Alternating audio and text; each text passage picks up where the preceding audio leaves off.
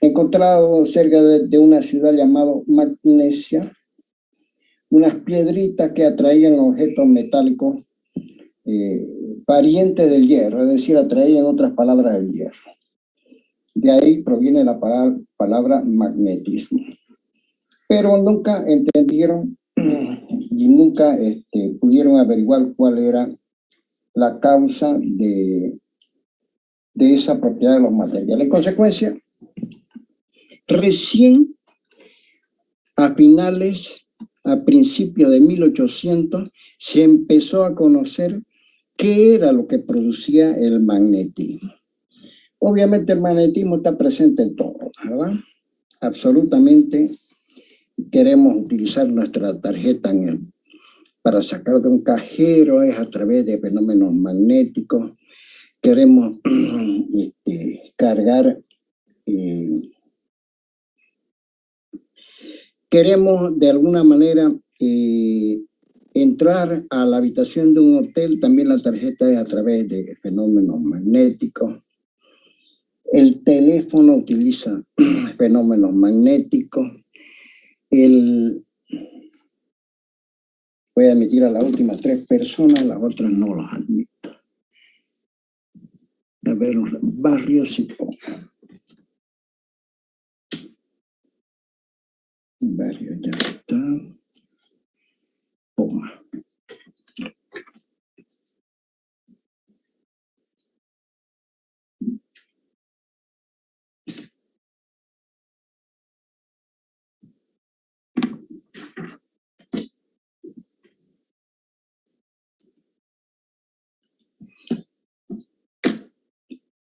Ustedes pueden cortar el pasto con una desbrozadora por fenómenos magnéticos, si es que la desbrozadora obviamente es eléctrica. El teléfono, la cámara gira, abre el lente para tomar la foto debido a fenómenos magnéticos. Bien, vamos a admitir, bueno, lo último que admito, no puedo estar en Calier y render.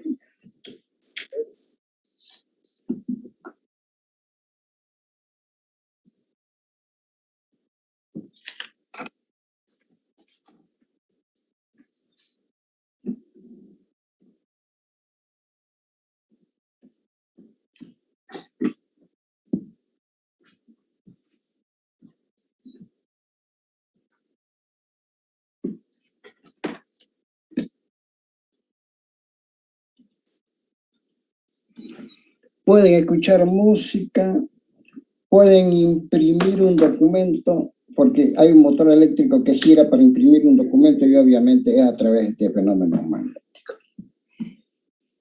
Para poder estudiar introducir a estudiar los fenómenos magnéticos, tenemos que recordar un concepto muy importante que es una operación entre vectores llamada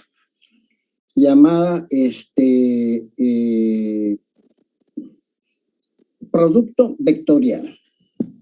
A ver, eso ustedes lo han visto en física 100 inicialmente, cuando vieron, ¿verdad?, el problema de vectores, que hay 2 tipos de operaciones fundamentales entre vectores, llamados producto escalar y producto vectorial. Ya habíamos repasado nosotros lo que era el producto escalar, ahora nos tocó echar mano a los conceptos de producto escalar. En realidad yo tengo 2 vectores, uno azul y uno rojo, entre los cuales forman un ángulo θ, y los 2 vectores estarían representados mediante 2 flechitas, o lo que es lo mismo, mediante 2 rectas. Las rectas forman entre sí un ángulo tal como θ, y si yo realizo entre el vector azul A y el vector rojo B una operación llamada producto vectorial, entonces obtendré un nuevo vector. Lo vamos a indicar A por B. A por B. Ese nuevo vector, producto escalar de A por B, ese nuevo vector es tal de que forma 90 grados al plano formado entre A y B. 2 rectas conforman un plano. Y tendrá un módulo ese nuevo vector. El módulo será por definición módulo del vector A por el módulo del vector B por el seno del ángulo θ, donde el ángulo θ es el ángulo formado entre ambos vectores. Pero como todo vector quiere decir de que ese nuevo vector debe tener una dirección perpendicular al plano que forman A y B. Tendrá un sentido también. El sentido se obtiene utilizando la regla de la mano derecha. Entonces, yo con la mano derecha empujo el vector azul A hacia B. Vuelvo a repetir, empujo el vector A hacia B. Y el pulgar de la mano derecha me indicará el sentido del nuevo vector producto vectorial A por B. Por lo que es lo mismo, hago girar A hacia B empujado por los dedos de la mano derecha menos el pulgar, por los 4 dedos. Y de esa manera entonces el vector producto vectorial entre A y B, el sentido será la dirección del pulgar de la mano derecha y su dirección será tal que es perpendicular al plano formado entre A y B. Repasado este concepto, vamos a resumir. ¿Qué es lo que yo pretendo? Hacer una operación entre dos vectores. ¿Qué vectores? A y B. ¿Qué la llamo a esa operación? La voy a llamar producto vectorial entre A y B. ¿Qué es el resultado de la operación? Un nuevo vector. ¿Cómo es ese nuevo vector? Ese nuevo vector es tal que ese nuevo vector es tal que es perpendicular al plano que forman A y B y el sentido lo obtengo regla de la mano derecha. De esa manera vamos a emplear este concepto para poder posteriormente definir el concepto, introducirlo para poder posteriormente obtener la fuerza de origen magnético. Pero antes, quizás podamos comparar las propiedades que tiene el campo magnético con el campo eléctrico. Una carga Q establece un campo eléctrico en el espacio que lo rodea. Yo pongo una carga Q en un punto y ella va a establecer un campo eléctrico a su alrededor. Pero solamente una carga móvil, una carga que posee movimiento, que poseyese movimiento, puede establecer un campo magnético cercano a ella en el espacio que la rodea. ¿Bien? Esa es la diferencia. Una carga Q, ya sea que tenga movimiento, ya sea que está estática, siempre establece un campo magnético alrededor de ella. Pero solamente una carga móvil, es decir, una carga que posee movimiento, establece un campo magnético cercano a ella. El campo eléctrico siempre ejerce sobre cualquier carga una fuerza de origen eléctrico. Quiere decir de que en la posibilidad de que en un recinto existe un campo eléctrico, si yo meto una carga dentro de ese recinto donde existe el campo eléctrico, inmediatamente sobre la carga se va a formar o va a aparecer una fuerza de origen eléctrico. Sin embargo, el campo magnético solo ejerce fuerzas magnéticas sobre una carga que posee movimiento. Esa es la diferencia. Vuelvo a repetir, el campo magnético solo ejerce una fuerza de origen magnético sobre una carga que posee movimiento. Y ambos son campos vectoriales. Veremos entonces ahorita de que si yo tengo un vector azul como el campo eléctrico, o mejor dicho, un vector azul como la velocidad, y un vector verde como el campo eléctrico, y una carga, ¿verdad?, en la unión de ambos vectores, entonces el campo eléctrico verde B me hará aparecer una fuerza de origen eléctrico sobre la carga que posee movimiento y estaría representado por la velocidad azul B. Y esa fuerza de origen magnético, será tal que es perpendicular a ambos vectores, al plano formado por ambos vectores. Quizá eso lo podemos observar mejor en la... lo podremos observar mejor acá en esta diapositiva de mano derecha. Yo tengo una carga roja, la he llamado Q0.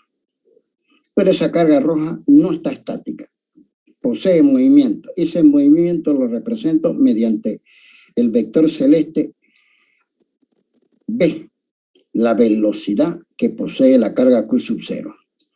Y además esa carga en movimiento estaría en presencia de un campo magnético azul oscuro B.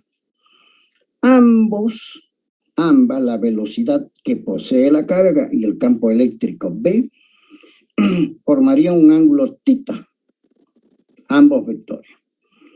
Entonces, el campo eléctrico B va a generar o va a hacer aparecer sobre la carga Q sub 0 que posee movimiento una fuerza de origen magnético. El campo magnético B va a hacer aparecer sobre la carga roja Q sub 0 que posee movimiento una fuerza de origen magnético F.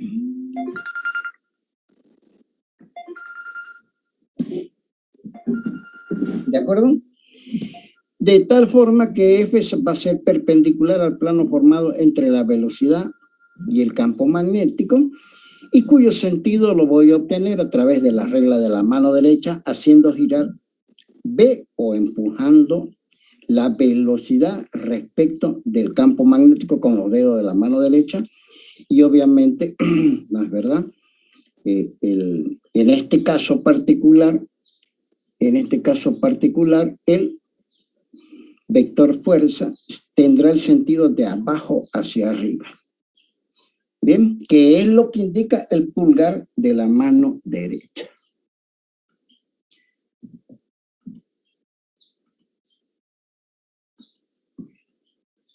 De esa manera, entonces, eso quizás lo podamos ver un poco acá, mejor. Yo tengo una carga Q que viaja con una cierta velocidad B, y esa carga Q está en presencia de un campo magnético B. En presencia de un campo magnético B. De esa forma entonces, el campo magnético B hará aparecer una fuerza de origen magnético sobre la carga Q, de tal manera que esa fuerza de origen magnético es perpendicular al plano formado entre el vector campo magnético y el vector velocidad B, y cuyo sentido se obtiene con la regla de la mano derecha, que la podemos ver a la derecha. En esta, ¿verdad?, estoy empujando la velocidad B, el vector representativo de la velocidad B, con los dedos de la mano derecha hacia el vector campo magnético B, y el pulgar de la mano derecha me indica el sentido del vector fuerza magnética. De esa manera, entonces, ya puedo definir o puedo calcular, por la similitud que tiene todo esto, puedo calcular ya la fuerza F. Observen ustedes de que la fuerza F va a ser igual al valor de la carga, un escalar, que está multiplicada por el vector velocidad en producto escalar con el vector campo magnético. Vuelvo a repetir, la fuerza, este es el vector fuerza, estaría representado, o lo puedo calcular, como el valor de la carga Q escalar, y ella multiplica a un producto escalar entre la velocidad y el campo magnético. Bien, F, en todo caso, un vector. ¿Qué vector? Fuerza. B, ¿qué cosa es un vector? ¿Qué vector? Velocidad. B, ¿qué es otro vector? Vector campo magnético. Entonces, de esa manera, el vector fuerza queda perfectamente representado por esta expresión. ¿Cómo puedo calcular la dirección de un vector? En este caso, este vector fuerza, que es vector, deberá tener una dirección y sentido. ¿Qué dirección tendrá la fuerza? Perpendicular al vector velocidad y al vector campo magnético. ¿Qué sentido? Regla de la mano derecha. Bien, entonces yo puedo fácilmente, haciendo una operación tan sencilla de un escalar por un producto vectorial, obtener el vector fuerza. Obviamente, este vector fuerza, ¿no es verdad? El módulo de ese vector fuerza va a ser igual, ¿no es verdad?, a la carga por el módulo de la velocidad, por el módulo del vector campo magnético, por el seno del ángulo θ, donde θ es el ángulo que forma el campo magnético con la velocidad. En todo caso, lo único que estoy expresando es la definición de producto vectorial. El producto vectorial va a ser igual al módulo de un vector por el módulo del otro vector por el seno del ángulo θ, donde θ es el ángulo que forman uno de ellos con el otro, el azul con el rojo, y por un escalar que en todo caso es la carga. Aquí tengo perfectamente expresado el módulo del vector fuerza, vector fuerza en función de un producto escalar entre dos vectores. De acá yo puedo despejar el vector B, paso Q y B abajo, el seno del ángulo θ abajo. Y obviamente, ¿abajo de quién? Abajo del término de la izquierda.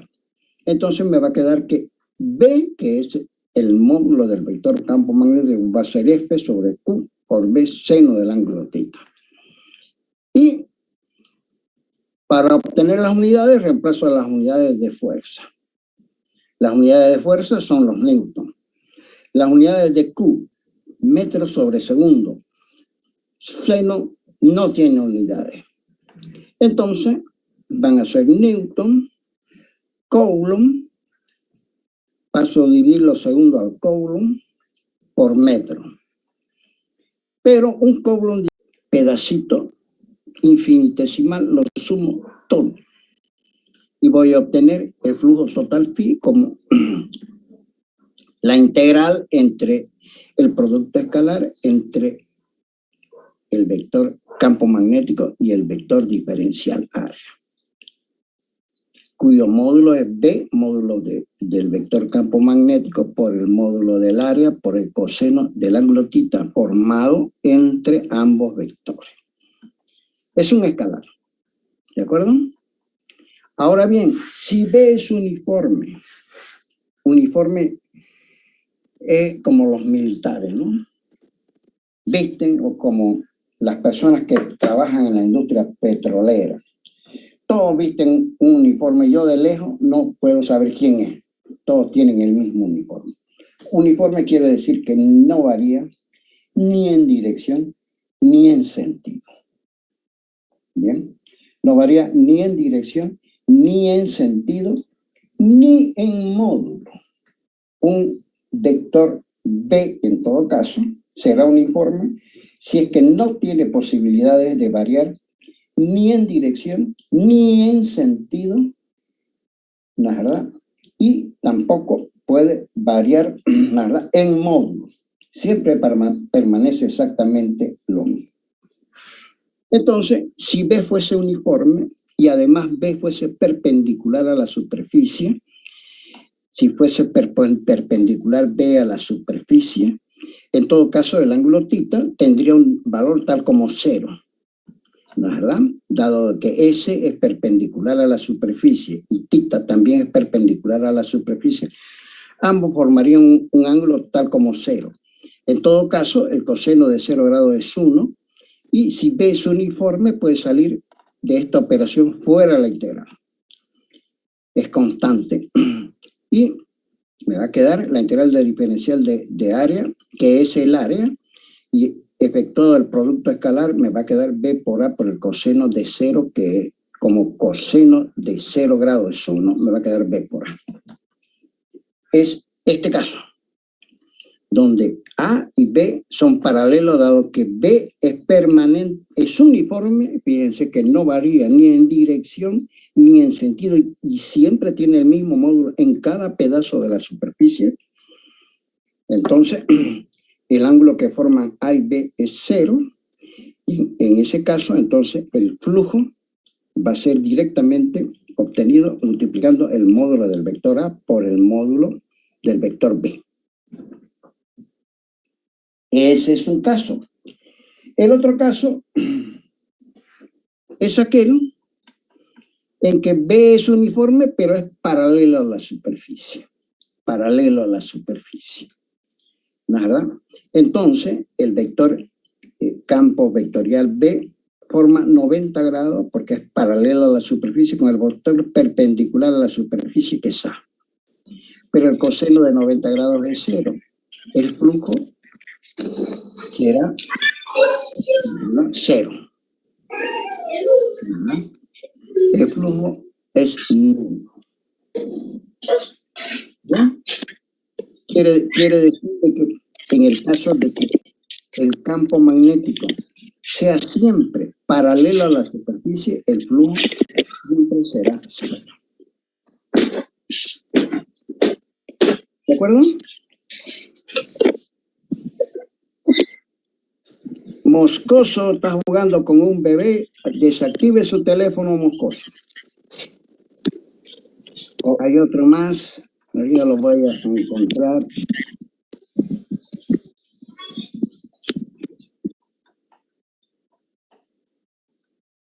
Ya desactivó. Bien, entonces, esos son dos casos extremos, ¿verdad? En resumen, si el campo magnético es uniforme y no corta, no penetra la superficie, el flujo magnético es 0. No existe, dado que el campo magnético obviamente no puede penetrar, no puede atravesar la superficie porque siempre es paralelo a él. Podemos quizá obtener las unidades del flujo magnético. Si el flujo es B por A por el coseno del ángulo θ, las unidades de flujo magnético van a ser las unidades del campo magnético por las unidades de área, o lo que es lo mismo, las unidades del campo magnético son Tesla, las unidades de área son metros cuadrados, Tesla por metro cuadrado, le vamos a poner un nombre, Weber. Las unidades de flujo magnético son los Webers. Los Webers son Tesla por metro cuadrado. Bien, esas son las unidades de flujo magnético. Los Webers, que no, un Weber es un Tesla por un metro elevado al cuadrado. Unidades de flujo magnético son unidades de campo magnético por unidades de área. Bien. Y fácilmente, la verdad, podemos ubicarnos con los Webers.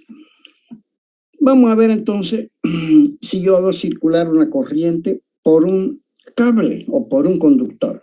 Hago circular carga como las rojitas, los puntitos rojos. Están circulando con una cierta velocidad tal como B pequeña, ¿no es verdad? A lo largo de toda la superficie. Como podemos ver acá, de que yo tengo una carga positiva que está y por la cual está animada en un conductor tal como el azulito de una cierta velocidad B, o lo que es lo mismo, existe una corriente eléctrica que estaría circulando por el conductor tal como I, y la pongo en presencia de un campo magnético perpendicular, ¿no es verdad?, a la velocidad. Bien, o sea, en todo caso, si es que el cable estuviese sobre la pantalla a artefactos que ustedes están usando en este momento, el campo magnético sería entrante a la pantalla y perpendicular a la misma. De esa manera se puede calcular la fuerza de origen magnético, que será igual a la intensidad de corriente por la longitud del conductor, cuán largo sea el conductor, y por el campo magnético B. En otras palabras, si lo decimos claramente, si yo tengo un conductor que posee una corriente I, cargas en movimiento, y además ese conductor lo pongo en presencia de un campo magnético cualesquiera, inmediatamente sobre el conductor aparecerán fuerzas de origen magnético. Esas fuerzas de origen magnético tratarán, como en este caso, de arrastrar el conductor hacia arriba. Y esto da origen a un artefacto tremendamente importante en toda la vida tecnológica que nosotros manejamos. Concepto. Por favor, los que tienen, no puedo estar cada vez revisando quién es el que activa su micrófono. Eso da origen a un artefacto que está presente en toda la vida cotidiana, que si yo hago circular corriente por un conductor y lo pongo en presencia de un campo magnético, sobre el conductor se ejercen fuerzas de origen magnético. Da lugar al motor eléctrico. El motor eléctrico gira. ¿Por qué gira? Porque por una serie de conductores, ya vamos a ver posteriormente, hay circulación de corriente. Y esa serie de conductores lo ponen en presencia de un campo magnético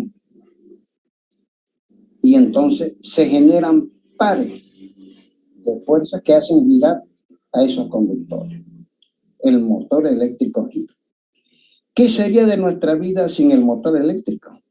No podríamos tomar fotos de un celular, no tendríamos ventilador, no tendríamos aire acondicionado, no tendríamos heladera,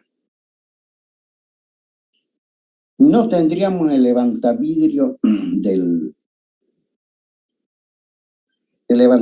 los automóviles, no podríamos hacer arrancar un automóvil desde la posición sentado del conductor. No podríamos abrir una cerradura, no podríamos, muchas de las actividades que son cotidianamente humanas quedarían en cero. Bien, el motor eléctrico ha dado lugar a un gran progreso de la humanidad. Todas las máquinas, herramientas que tallan metales, ya sea una cortadora, una amoladora, un taladro, un torno, una fresadora, una cizalladora, todas ellas están accionadas por motor eléctrico. No podríamos fabricar nada. Este concepto tan importante, vuelvo a repetir, en el cual yo tengo un conductor por el cual circulan cargas en movimiento, o lo que es lo mismo, hay conducción de corriente, y lo pongo en presencia de un campo magnético. Y si observo detenidamente, sobre las cargas se ejercen fuerzas de origen magnético debido al campo magnético, y en consecuencia el conductor tiende a moverse. Tiende necesariamente a moverse. Ahora bien, este es en el caso en que el campo magnético fuese perpendicular a la velocidad que poseen las cargas para generar la intensidad de corriente L. ¿Verdad? F es la intensidad de corriente en esta expresión, B es el campo magnético, que es entrante, en todo caso, a la pantalla del artefacto que ustedes tienen, y es perpendicular a la corriente I, y en el caso de que B no fuese perpendicular a la velocidad de la carga, o lo que es lo mismo, a la dirección de la corriente I, en este caso, ¿no es verdad?, la expresión anterior se convierte en I por L por B, donde, la verdad, esta expresión es un producto escalar, donde el módulo de un producto vectorial, perdón, donde el módulo de F será I por L por B por el seno del ángulo theta. Observen ustedes que si B e I, en este caso B e I, formasen un ángulo como 90 grados, como es este caso, en este caso, obviamente, ¿no es verdad? Al formar 90 grados, el seno de 90 grados es 1.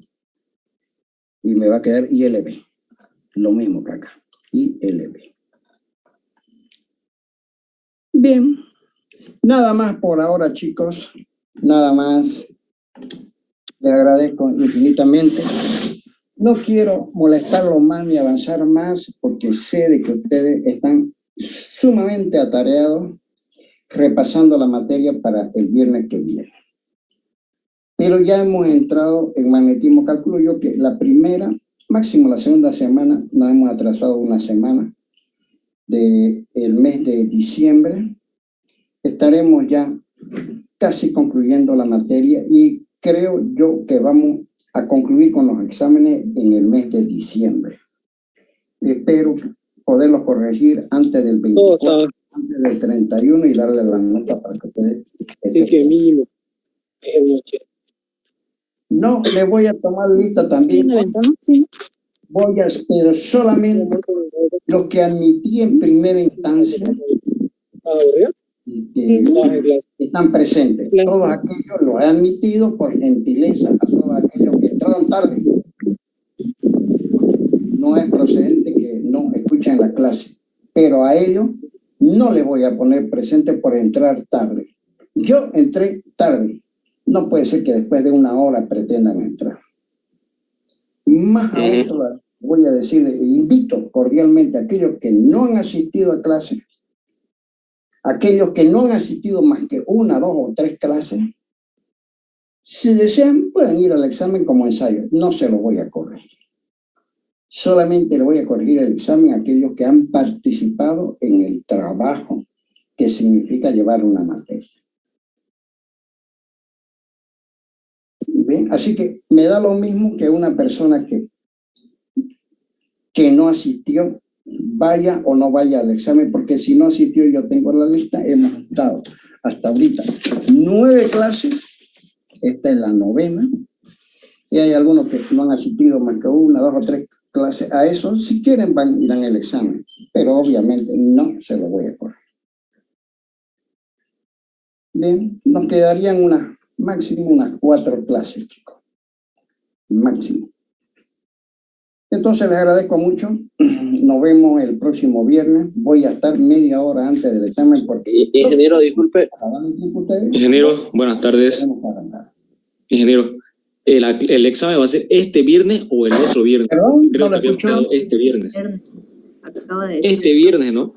Claro, les he dicho la clase es este viernes próximo 26 a las 14:00 en el módulo 225 aula 51 Matadero.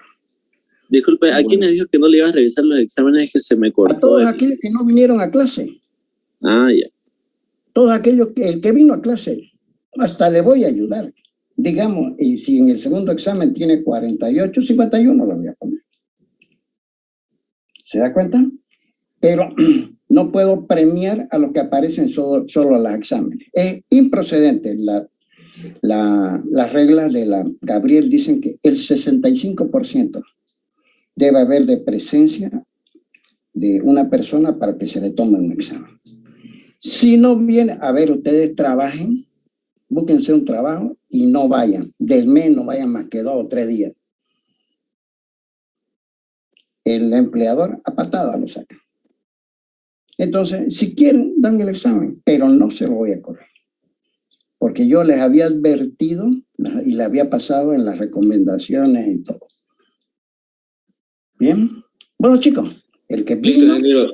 será premiado. El que Bueno. no vino, lo voy a lamentar muchísimo y nos veremos el viernes que viene. Muchas gracias. Le encargamos, no lo haga muy difícil el examen, Inge. No, el examen va a ser como, obviamente no puede ser un regalo, ¿no? Claro, normal no es. Pero tampoco son cosas que no hemos visto. Sí, señorita. Hay que llevar carnet de vacunación por si acaso, porque claro, hay docentes. Ustedes saben que es una norma de la Gabriel. Además, para o sea que no incentivar que vaya un matón y dé por ustedes, yo ya bajé la lista o las fotos de cada uno de ustedes y la tengo ampliada, voy a llevar a mi computadora. No, yo digo el carnet de vacunación, el carnet de vacunación. ¿Perdón? Sí, es obligatorio igual llevar el carnet de vacunación, el de vacunación. No, el carnet de vacunación ya es una cuestión de conciencia. Gracias. No es verdad, una cuestión de conciencia, porque la verdad que todos deberíamos vacunarnos por respeto a nuestros compañeros. Deben ser barbijo y alcohol. Debe ser barbijo, obviamente, pero el no tenga barbijo no va a entrar, ¿no? Y yo voy a llevar un litrito de alcohol para que se limpien sus hermosas manos. Listo, ingeniero. Chicos, será hasta el viernes. Gracias. Listo, ingeniero, hasta luego. Listo, ingeniero, muchas gracias. Hasta luego. Gracias. Se cuidan, nos vemos en el examen. Hasta luego, ingeniero. Bueno, gracias. Hasta luego, ingeniero. No, a ver, practiquitos. Vayan y hagan sus prácticos, chicos.